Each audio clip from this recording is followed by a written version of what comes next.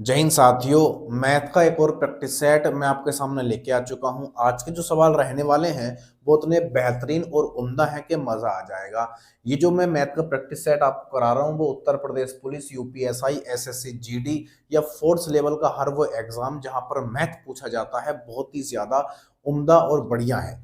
Math का पहला सवाल जो इस क्विज को मैंने शुरू करा है उसका पहला सवाल आपके सामने ये रहा और ये आने वाला है। हल करके दिखाओ, पूरी जान लगा देना सवाल में, आपको आ जाना चाहिए। इस तरह का सवाल पहले भी मैं कई बार करा चुका हूं। तो देखना क्या कह रहा है सवाल में।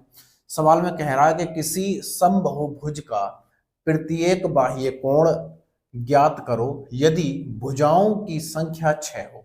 यदि भुजाओं की संख्या कितनी होनी चाहिए भैया? 6 हमें दे रखी है और हमसे क्या कह रहा है वो कि उसका बाह्य कोण बताओ। मैंने आपको पहले भी सिखाया था कि समबाहुभुज का जो बाह्य कोण होता है वो कितना होता है?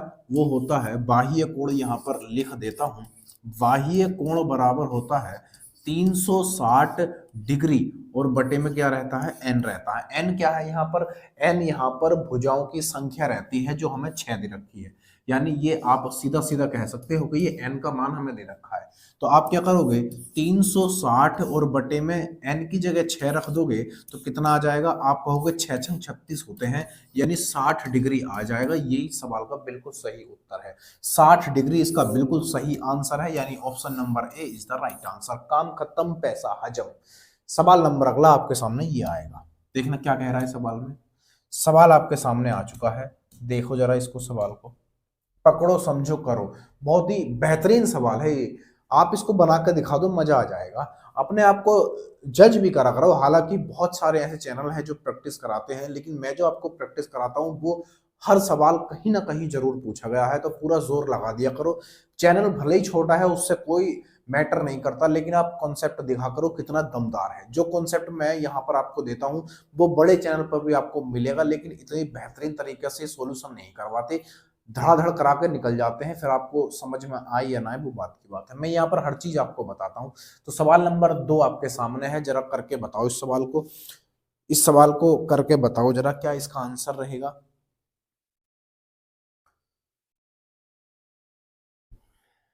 देखना भाई क्या कह रहा है सवाल में।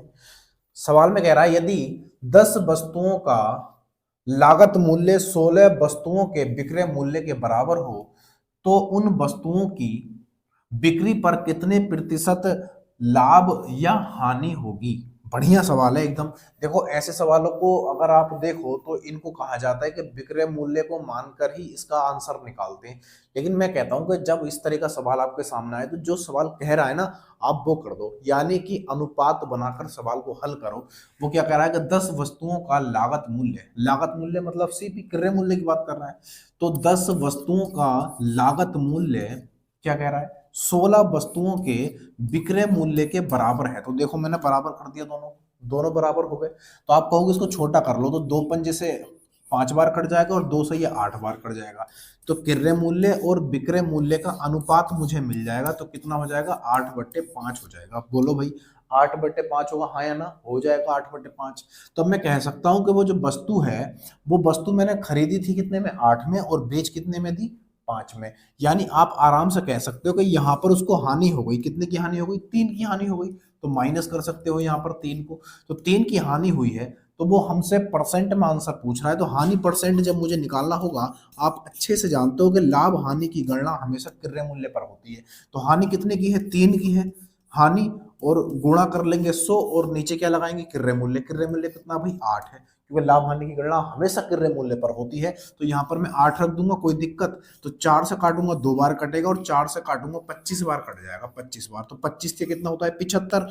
तो आप कहोगे 75/2, और 75/2 का मतलब क्या होता है? सही बटे में आंसर है हमारा। तो आप आराम से कर दोगे 37 सही। 1/2 परसेंट की क्या हो गई भाई? हानि हो गई। क्या हो गई? हानि हो गई। बस यही आंसर है, जहां पर भी है वही आंसर होगा।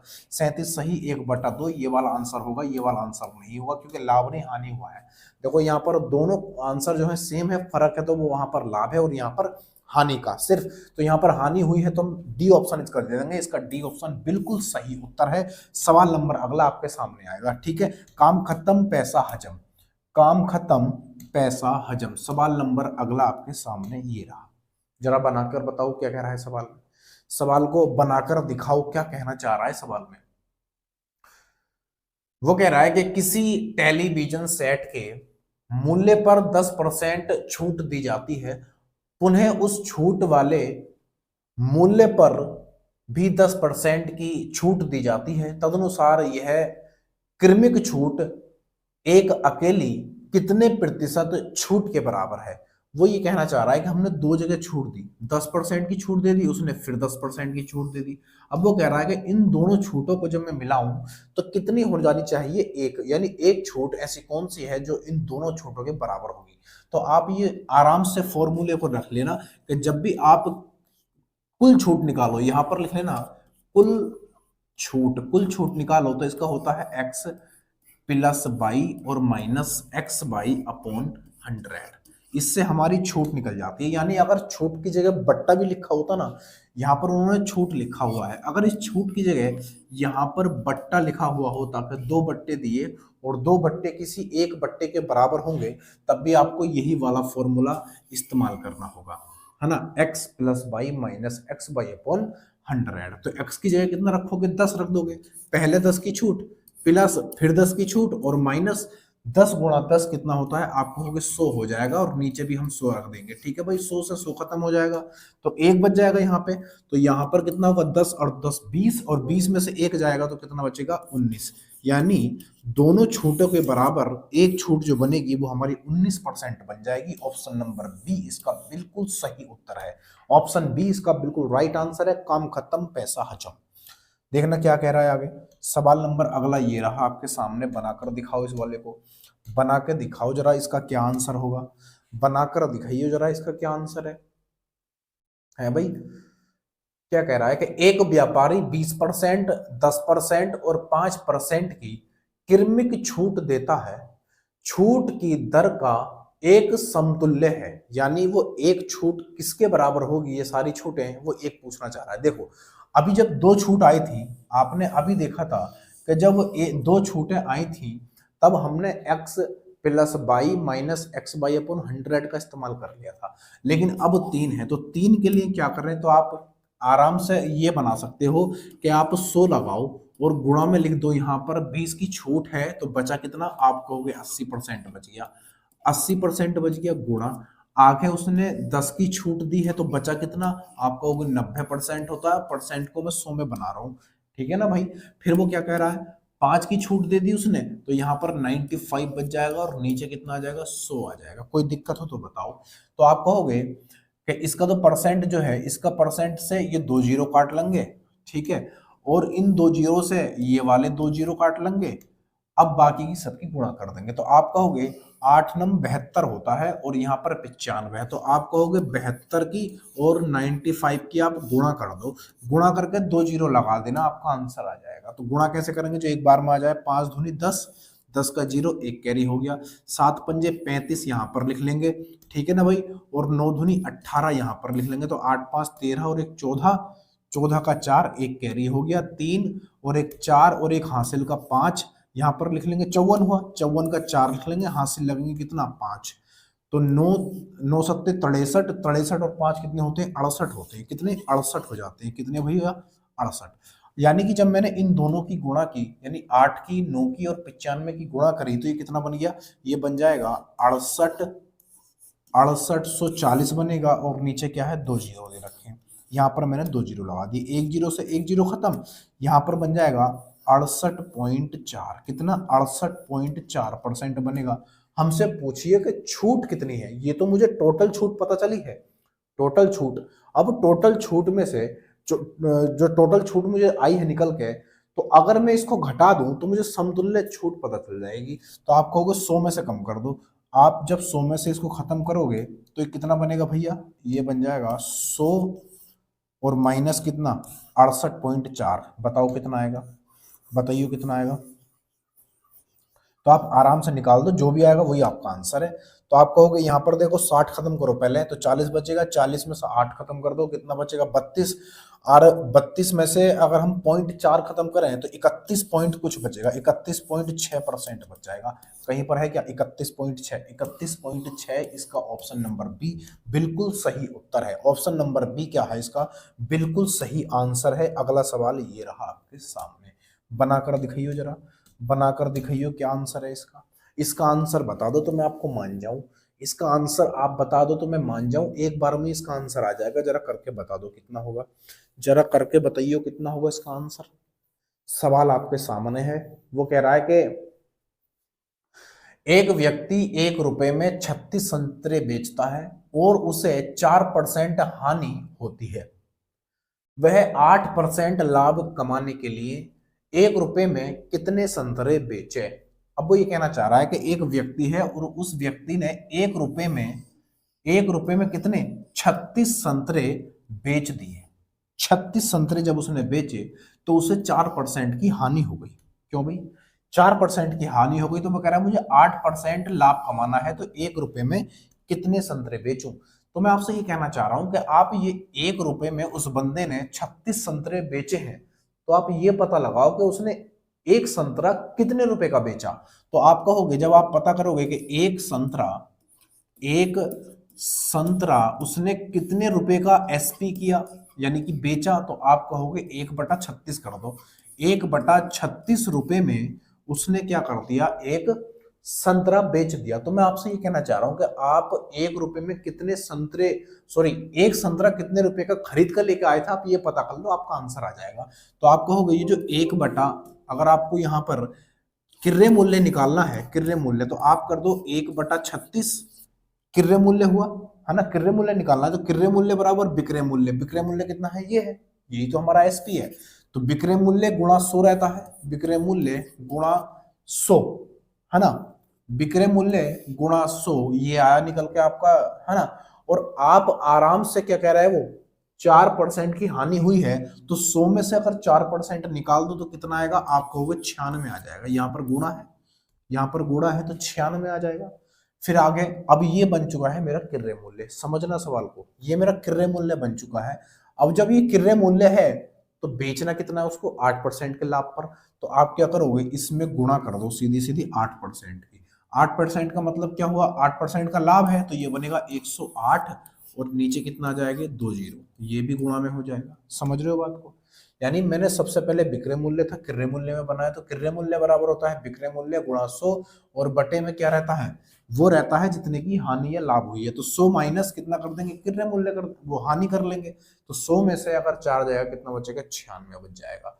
अब मुझे लाभ कमाना है 8% का, तो 8% बराबर कितना हो, मतलब 108/100 कर लेंगे, 2 जीरो से 2 जीरो खत्म हो जाएंगे यहाँ से, और इसको काटाफिटी मचाएंगे तो 36 6 18 36 कितना होता है भैया, 36 108 हो जाएगा। जब मैं इसको 3 से भाग लगाऊंगा कितनी बार जाएगा, तो आप कहोगे 3 9 और 3 दूनी 6, ऊपर कुछ नहीं बचा, तो यहाँ पर बचेगा 1/32, कितना 1/32। आप आराम से इसका पता लगा सकते हो कि 1 रुपए में उसने कितने संतरे बेचे हैं। अब 1 रुपए में देखो यहाँ पर एक संतरे का मान निकाला था मैंने, तो एक संतरा उसने कितने रुपए का बेचा, अब उसने एक संतरा 1/32 रुपए में, है ना। तो हमसे 1 रुपए में कितने संतरे बेचे, तो आप यहाँ पर एक संतरा है ना, एक संतरा, ये एक संतरा है बराबर ये 32 की गुणा जब आप यहाँ पर कर दोगे तो आप कहोगे 32 संतरे कितने रुपए में, 1 रुपए में, 1 रुपए में उसे बेचेगा तब जाकर 8% का लाभ हो जाएगा। कोई दिक्कत, यानी 32 संतरे उसे बेचने चाहिए। ऑप्शन नंबर सी इसका बिल्कुल सही आंसर है। समझ गए बात को, ये बात आपके पल्ले में आई, ये बात आपके पल्ले में आई या नहीं। पहले मैंने यहाँ पर विक्रय मूल्य था, इस एक संतरे का मैंने किर्रे मूल्य निकाल लिया। जब मुझे किर्रे मूल्य ये मिल गया, इतना किर्रे मूल्य मिला, तो किर्रे मूल्य से सीधा मैंने विक्रय मूल्य निकाल लिया 8% लाभ पर, तो 108/100 हल किया, आंसर आया कितना 32। ये इसका बिल्कुल सही उत्तर है। अगला सवाल ये रहा आपके सामने, सवाल नंबर ये आपके सामने आ चुका है। आसान सा सवाल है, बिल्कुल बिल्कुल हलवा सा सवाल है। क्या कह रहा है कि दो संख्याओं का अनुपात 3:8 हो तथा इनका में से 4 हो तो ले से ज्ञात करो। ले से हमसे पूछ रहा है, यानी कि हमसे एलसीएम पूछ रहा है, जबकि हमें एचसीएफ कितना दे रखा है, हमको एचसीएफ कितना दे रखा है 4। एलसीएम हमसे पूछा जा रहा है, एलसीएम हमसे पूछा जा रहा है। दो संख्याएं हैं, दोनों का अनुपात हमें दे रखा है। तो आप अच्छे से जानते हो कि जब ऐसी संख्याएं हो जो आपस में ना, में से क्या होता है, पहले आप मुझे में से बताओ, में से क्या होता है। में से क्या होता है, आप कहोगे में से वो बड़ी से बड़ी संख्या होती है जो सारी संख्याओं को काट दे। जैसे मैं मान लेता हूं कि यहाँ पर 3 और अनुपात 8 दे रखा है ना। तो ऐसी कौन सी संख्या है इनके अंदर, ऐसी कौन सी संख्या कॉमन है जो सबको काट दे, इन दोनों को काट दे। तो आप कहोगे एक यहां पर है, एक से ही ये दोनों संख्या कट सकती हैं। तो बड़ी से बड़ी संख्या एक है और एक ही इन दोनों संख्याओं का में से है। यानी आप आराम से कह दोगे कि इन दोनों संख्याओं का जो में से है वो कितना है, एक है। अनुपात वाली संख्या को, यानी यहां पर में से देखोगे एक है, लेकिन यहां पर में से कितना है, आप कहोगे 4 है। ठीक है, तो एक यूनिट का मान कितना आ चुका है, 4 आ चुका है। एक यूनिट का मान 4 आ चुका है, तो आप यहां पर संख्या निकाल लोगे, दोनों में गुणा कर दोगे। एक यूनिट की वैल्यू अगर 4 है तो 3 की कितनी होगी, तो आप कहोगे 4 तिया 12, ये 12 हो चुकी है। और यहां पर जब आप निकालोगे तो 4 अट्ठे 32, कितनी हो गई 32, यानी कि मुझे दोनों संख्याएं मिल चुकी है। एक संख्या 12 है और दूसरी संख्या कितनी है, 32 है।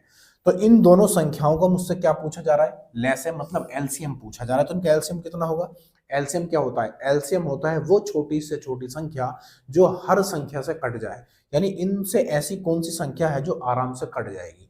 तो बड़ी वाली संख्या का हम क्या करते हैं, गुणा करके देखते हैं। तो 32 दूनी 64, 32 दूनी 64 होगा। क्या 64 इस 12 से कट जाएगा, नहीं कटेगा, तो 64 भी नहीं है। तो 32 तिया 96, 32 तिया कितना होता है 96, क्या 96 12 से कट जाएगा, आप कहोगे हाँ कट जाएगा। तो 12 छंग 72, 12 अट्ठे 96 कट जाएगा। यानी इन दोनों संख्याओं का जो एलसीएम होगा वो कितना हो जाएगा, एलसीएम, एलसीएम कितना हो जाएगा 96। वैसे भी आप निकाल भी सकते हो 4 से भाग करके, 4 तिया 12 और 4 अट्ठे 32। देखो तो 8 तिया 24, 24 चौक 96, यानी ऑप्शन नंबर हमारा डी बन जाएगा। इसका ऑप्शन डी बिल्कुल सही उत्तर है। काम खत्म, पैसा हजम। ठीक है ना भाई। सवाल नंबर अगला ये रहा आपके सामने, ये रहा आपके सामने, जरा बनाकर दिखाइयो, बनाकर दिखाइए इस सवाल को। ये तो बड़ा हलवा सा सवाल है, कई बार मैंने इसका कॉन्सेप्ट आपको बताया है, इतनी बार बताया है कि कई बार हो गए मुझे इसका कॉन्सेप्ट बताते बताते। लैंग्वेज में भी बताया है, बिना लैंग्वेज के भी बताया है, हर बार में बताया है। सवाल क्या कह रहा है जरा बताओ। एक संख्या को जब 33 से भाग दिया जाता है तो 21 शेष बचता है। यदि संख्या को 19 से भाग दिया जाए तो शेष बचेगा। शेष कितना बचेगा वो ये हमसे पूछना चाह रहा है। तो आप अच्छे से जानते हो, मैंने कई बार बताया है कि जब पहली संख्या को किसी संख्या से भाग दी जाती है और भाग देने के बाद जो शेष बचता है, उस शेष फल को लास्ट वाली संख्या से भाग दे दो और जो भी शेष बचेगा भाग देने के बाद वही आपका आंसर है। तो आप कहोगे 21 को 19 से भाग दे दो, तो जब 19 से भाग दूंगा तो शेष कितना बचेगा, जरा बताइए। तो आप कहोगे 19 ही का ना 19, शेष बच जाएगा 2, कितना शेष 2 बचेगा। बस यही इसका आंसर है, option number B is the right answer. काम खत्म, पैसा हजम। अगला सवाल ये रहा, छुटकू सा सवाल था, बताइए क्या आंसर होगा इसका, बताइए भाई क्या आंसर होगा।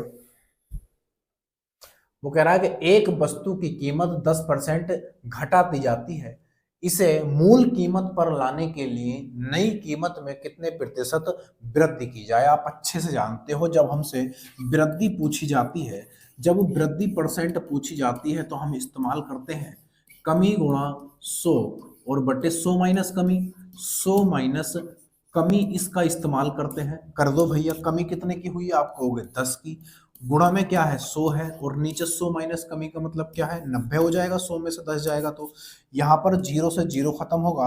और जब मैं 9 से 100 को काटूंगा तो 9 करना 9, 9 करना 9, 1/9%, यानी 11 सही 1/9%। इसका बिल्कुल सही उत्तर है 11 सही 1/9%। Option number C is the right answer है। काम खत्म, पैसा हजम। सवाल नंबर अगला क्या कह रहा है भाई, सवाल बना के दिखाइयो। किसी आयत की लंबाई में, किसी आयत की लंबाई, अच्छा ये दो बार लिख दिया इसका मतलब, देखो ये जो है ना यहाँ से दो बार है, ये इतना, किसी आयत की लंबाई में 40% की वृद्धि तथा चौड़ाई में 30% की कमी कर दी जाए तो आयत के क्षेत्रफल में होगी, आयत के क्षेत्रफल में कमी होगी या वृद्धि होगी, वो ये कहना चाह रहा है। कितनी होगी वो बात की बात है, या तो वृद्धि भी हो सकती है, कमी भी हो सकती है, कुछ भी हो सकता है, तो निकाल कर दिखाएंगे। मैंने आपको रामबाण फार्मूला बताया है ऐसे सवालों का कि प्लस माइनस एक्स कर लो, प्लस माइनस वाई कर लो, plus minus X by upon 100 कर लो। कोई दिक्कत हो तो बताओ। ये मैंने फॉर्मूला आपको बताया कि चाट लो, खा लो, निगल लो, कुछ भी कर लो, ये हमेशा याद रखो और इस फॉर्मूले का इस्तेमाल करना भी आप सीख जाओ। तो x की जगह कितना रखोगे आप, 40% की वृद्धि है तो प्लस का 40 रहेगा। फिर कह रहा है कि 30% की कमी कर दी है तो माइनस का 30 कर देंगे, 30। और जब प्लस माइनस की जब हम गुणा करते हैं तो हमेशा माइनस आता है, आप अच्छे से जानते हो। यानी एक्स वाई यानी 30 की और 40 की आप गुणा करोगे तो 4×3=12 यानी 1200 हो जाएगा। और नीचे क्या रहता है, 100। काम खत्म, पैसा हजम, दो जीरो से दो जीरो खत्म हो जाएंगे। यहां पर आप चेक करोगे तो यहां पर 10 बचेगा प्लस का, और यहां पर माइनस का कितना बचेगा, 12 बचेगा। तो बताओ दोनों को हल करूंगा तो माइनस का 2 आएगा यानी 2% होगा। माइनस का आंसर आया है, इस वजह से कमी रहेगी, प्लस का आता तो वृद्धि रहती। तो यानी 2% की कमी हो जाएगी। ऑप्शन नंबर डी इसका बिल्कुल सही आंसर है। क्या कह रहे हो भाई, काम खत्म, पैसा हजम। सवाल नंबर अगला क्या कहना चाह रहा है, देखियो और बनाइयो। सवाल आपके सामने है, बड़ा सवाल है, देखकर डरना मत, बहुत हलवा सा सवाल है, इसको भी आराम से बना दोगे। निवेश से संबंधित सवाल है, कैसे करेंगे, निवेश से संबंधित सवाल है, आराम से बना के दिखाइयो क्या कहना चाह रहा है सवाल में। कॉन्सेप्ट सीखो पहले इसका। वो कह रहा है कि कांति, कांति नहीं ये क्रांति होगा शायद, है ना, कांति नहीं क्रांति। क्रांति ने 9,000 रुपए का निवेश करके एक कारोबार शुरू किया। 5 महीने बाद सुधाकर भी 8,000 रुपए का निवेश करके उस कारोबार में शामिल हो गया। यदि वर्ष के अंत में उन्हें 6,970 रुपए का लाभ होता है तो लाभ में सुधाकर का हिसाब होगा, सुधाकर का हिसाब होगा। यहां पर सुधाकर के बारे में पूछा जा रहा है, देखो कैसे करेंगे सुधाकर के बारे में। देखो यहां पर एक चीज जो इन सवाल के अंदर है वो क्या है कि लाभ जो हुआ है वो 1 वर्ष का है, यानी कि इन्होंने जो पैसा लगाया है अपना वो 1 वर्ष का है। अगर 2 वर्ष का लाभ कहता तो 2 साल के लिए पैसा लगाया है। अब 1 वर्ष की बात करिए तो यानी कि 1 वर्ष यानी 12 महीने का, 12 महीने तक उन्होंने क्या लगाया है, पैसा लगाया। तो आप अच्छे जानते हो, एक है क्रांति यानी के से डिनोट कर लेता हूं, और एक है सुधाकर, दो लोग हैं ये। और क्रांति ने 9,000 रुपए निवेश किए, कितने, 9,000 रुपए निवेश किए क्रांति ने। लेकिन 5 महीने बाद सुधाकर 8,000 रुपए का निवेश करके कारोबार में शामिल हुआ। 5 महीने बाद, 5 महीने बाद। लेकिन टोटल जो निवेश हुआ है वो कितने के लिए हुआ है, 1 वर्ष, 1 वर्ष मतलब 12 महीने के लिए हुआ है निवेश। लेकिन वो 5 महीने बाद आया है तो उसकी जो धनराशि है बाकी कितने महीने के लिए लगी, तो आप कहोगे 7 महीने के लिए लगी। तो इसने जो अपनी राशि लगाई है क्रांति ने वो 12 महीने के लिए लगाई है, लेकिन सुधाकर ने अपने 8,000 रुपए जो लगाए हैं वो कितने समय के लिए लगाए हैं, तो आप कहोगे 7 के, क्योंकि 5 महीने बाद आया है, 7×5 12 महीने होते हैं, ठीक है ना भाई। तो यहां पर आप इसको गुणा भाग करोगे तो आप आराम से इसका आंसर निकाल लोगे। तो 3 जीरो से पहले 3 चीजों खत्म कर दो, क्योंकि जो अनुपात होता है अनुपात में समान चीजें कट जाती है, ठीक है ना भाई। तो ये कट चुका है, और कट जाएगा क्या, तो आप कहोगे हाँ कट जाएगा। 4 दूनी 8 और 4 से इसको डिवाइड करोगे तो 4 तिया 12 हो जाएगा। तो 9 तिया होता है भैया 27, और अनुपात जब इसको करोगे तो 7 दूनी होता है 14। यानी आप कहोगे क्रांति और सुधाकर का जो अनुपात आया है लाभ में वो 27 और 14 है, लेकिन वो लाभ कितना हुआ है, 6970 का, 6970 रुपए का लाभ हुआ है। पूछा किसका जा रहा है, जिसके बारे में पूछा जाता है वो ऊपर और अनुपातिक योग नीचे। सुधाकर के बारे में पूछा जा रहा है यानी कि वो 14 के बारे में पूछना चाह रहा है। दोनों का योग कितना हो जाएगा, तो आप कहोगे 7 4 11, यहाँ पर कितना हो जाएगा 30 और 41 हो जाएगा, कितना भैया 41। यहाँ पर 41 हो जाएगा। 41 से इसको भाग करो, कितनी बार चला जाएगा? देखो 41 है ना, 41 ही का ना 41, तो यहाँ पर कितना बचेगा? 7 दूनी 14, 7 ही का ना 7, यहाँ पर 28 बच जाएगा, और यहाँ पर कितना बचेगा? 7, यानी ये हो जाएगा 287। 287 को जब मैं 41 से भाग करूंगा कितनी बार चला जाएगा? 7 ही का ना 7, 7 दूनी 14, यानी ये 17 बार कट जाएगा। ठीक है ना भाई? इसको जब मैं काटूंगा तो 17 बार कटेगा, और जीरो यहाँ पर लगा हुआ है, कितना आएगा? 117। 117 की और 14 की जब मैं गुणा करूंगा कितना आएगा? 117 नहीं, सॉरी 70। 170 गुणा 14, जब मैं दोनों की गुणा करूंगा, मल्टीप्लीट करूंगा, यानी मल्टीप्लाई करूंगा, तो कितना आएगा भैया? 14 जीरो जीरो, और 14 सत्ते 98, यहाँ पर 9, 14 का ना 14 और 9 कितना होता है? 23 होता है, आप अच्छे से जानते हो। यानी सुधाकर का जो लाभ होगा वो 2380 रुपये हो जाएगा। 2380 रुपये। Option number C is the right answer. Option C इसका बिल्कुल सही जवाब है। काम खत्म, पैसा हजम। ठीक है ना भाई? अगला सवाल ये रहा आपके सामने। अगर आप चैनल पर नए आते हो ना, और आपको वाकई में प्रैक्टिस करनी है मैथ की, आपने मैथ तो पढ़ लिया, अब मैथ पढ़ने के बाद प्रैक्टिस करना बड़ा जरूरी होता है, जिसे हम इम्पोर्टेंट नहीं समझते और ना ही इम्पोर्टेंस देते हैं। इसी वजह से मैथ में नंबर नहीं बढ़ते। Practice is the best technique इसको बढ़ाने की, मतलब नंबर को बढ़ाने की। ठीक है ना भाई? तो नंबर बढ़ाने की सबसे अच्छे ट्रैक जो है वो प्रैक्टिस ही है मैथ के लिए। वैसे तो हर चीज के लिए प्रैक्टिस जरूरी होती है, चाहे वो जीएस हो, रीजनिंग हो, कुछ भी हो। सबसे बढ़िया मैथ की प्रैक्टिस होती है, जो पूरे पूरे नंबर हमें देके जाता है। वो एक सिर्फ मैथ ऐसा चैप्टर है। सवाल आपके सामने है, जरा बनो। क्या तू हंस मुस्कुरा, तू रोना कम कर दे, तू जिंदा है इस जिंदगी की नाक में दम कर दे। तो यहां पर दम दिखाइयो, क्या कह रही है? वो कह रही है कि 12 किलोमीटर की दूरी पर खड़े ए तथा बी एक दूसरे की ओर पैदल चलना आरंभ करते हैं तथा 1 घंटा 15 मिनट के पश्चात परस्पर मिलते हैं। यदि ए की चाल 4 किलोमीटर प्रति घंटा है, ए की चाल कितनी दे रखी है हमें? 4 किलोमीटर प्रति घंटा है, तो बी की चाल होगी, यानी बी की चाल कितनी होगी, वो ये कहना चाह रहा है। आप अच्छे से जानते हो कि जब दो व्यक्ति एक दूसरे के विपरीत चलते हैं तो उनकी जो सापेक्ष चाल होती है, उनकी जो सापेक्ष चाल होती है वो हमेशा जुड़ जाती है, वो हमेशा जुड़ती है। और जब एक दूसरे के ये विपरीत होते हैं, जब ये एक दूसरे के विपरीत होते हैं, यानी जब एक दूसरे की तरफ चलते हैं, चाहे वो व्यक्ति हो, बस हो, ट्रेन हो, कुछ भी हो, तो उनकी जो सापेक्ष चाल होती है, उनकी सापेक्ष चाल जो होती है वो कितनी होती है? वो हमेशा घटती है। आप बढ़िया से जानते हो ये बात कि जब दोनों एक दूसरे के आमने सामने आ रही होती हैं तो चालें हमेशा जुड़ती हैं, और जब एक दूसरे के विपरीत जा रही होती हैं तो चालें घट जाती हैं। समझ रहे हो ना बात को? अब वो कह रहा है 12 किलोमीटर की दूरी पर खड़े हैं, ए और बी एक दूसरे की ओर पैदल चलना आरंभ करते हैं। एक दूसरे की ओर, यानी ये इस दिशा में, ये इस दिशा में, तो चालें हमेशा जुड़ जाती हैं। तो ए की चाल हमें दे रखी है और बी की चाल हमसे पूछी जा रही है ना? तो मुझे तो पता नहीं बी की चाल कितनी है, तो मैं मान लेता हूं कि ए की जो चाल है वो 4 किलो। चाल बराबर क्या होता है? आप अच्छे जानते हो कि स्पीड बराबर होता है डिस्टेंस अपॉन टाइम। अच्छे जानते हो चाल बराबर दूरी बटे समय होता है। सब लोग जानते हैं चीज को। तो चाल एक दूसरे के विपरीत है, तो ए की चाल कितनी है भैया? 4 किलोमीटर प्रति घंटा। तो यहाँ पर रख दी मैंने 4, प्लस बी की चाल कितनी है, तो मैं बी की चाल बी ही मान लेता हूं। तो चाल बराबर दूरी बटे समय। दूरी कितनी है? 12 किलोमीटर में है। और यहाँ पर हमें जो समय दे रखा है वो समय कैसा है? 1 घंटा 15 मिनट का। तो 1 घंटा 15 मिनट का मतलब क्या होता है? मिनट को घंटे बनाऊंगा। जब घंटे बनाऊंगा तो 15 चौका 60, एक सही 1/4, और एक सही 1/4 का मतलब कितना होता है? 5/4। तो यहाँ पर मैं यहाँ पर क्या रख दूंगा? 5/4 रख दूंगा।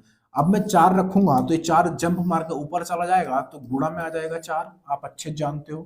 इसको मैं यहाँ से खत्म कर रहा हूँ। ठीक है ना भाई? इसको हल कर लेंगे तो आंसर आ जाएगा। तो ये इसकी गुणा इधर कर देता हूं। ठीक है, तो 5 की गुणा इधर करूंगा 4 में, तो 5 चौक 20 बनेगा, प्लस 5 बी बन जाएगा, और बराबर कितना बनेगा? तो आप कहोगे 12 चौक 48 बन जाएगा। ठीक है ना भाई? तो यहाँ पर 5 बी बनेगा, जब 20 उधर जाके घटेगा तो कितना बच जाएगा? आप कहोगे 28 बच जाएगा। कितना? 28। देखो 20 इधर जाके घटेगा तो 28 बच जाएगा। तो b का मान जब मैं निकालूंगा, b को मैंने चाल माना था, आप अच्छे से जानते हो, b को मैंने क्या माना था, चाल माना था, किलोमीटर में ही आंसर आएगा। तो b को 5 से इसको भाग कर दो, 28 को कितनी बार कटेगा, तो आप कहोगे 5 पंजे 25, सही बटे में है क्या आंसर, हाँ सही बटे में है। तो 5 पंजे 25 होगा, 25 और 3 बच जाएगा, 3/5, यानी कि 5 सही 5 सही 3/5 किलोमीटर पर आवर इसकी क्या होगी, स्पीड हो जाएगी। 5 सही 3/5 यहीं पर दे रखा है, option number C is the right answer. आसान सा सवाल था, बिल्कुल हलवा सा सवाल था। अगला सवाल ये रहा आपके सामने, देखियो क्या कह रही है आप, सवाल क्या कह रही है, 12 सवाल थे क्या, कितने, 11 ही सवाल थे, अरे तो आज के लिए इतना ही रखते हैं हम। 11 सवाल कैसे थे, पीडीएफ में और बना ही नहीं शायद। तो ये 11 सवाल थे जो मैंने आपके सामने रखे, बहुत ही दमदार और उम्दा सवाल थे। ये ऐसे सवाल थे कि आपका एक सवाल भी गलत नहीं होना चाहिए था। ये सारे सवाल ऐसे थे कि आपका एक भी सवाल गलत नहीं होना चाहिए था, और कोई भी कॉन्सेप्ट ऐसा नहीं था जो आपको ना आता हो। ये सारे के सारे कॉन्सेप्ट आपको आते होंगे। वीडियो पसंद आया हो लाइक शेयर सब्सक्राइब करके जरूर जाना। हर रोज आपको यहीं पर इरशाद मैथ चैनल पर हर रोज आपको एक इस तरह का प्रैक्टिस सेट और सॉल्व करने के लिए मिलता है, जो आप बहुत बेहतरीन और उम्दा तरीके से कर पाते हो। तो अगली वीडियो में हम फिर मिलेंगे, तब तक के लिए जय हिंद जय भारत।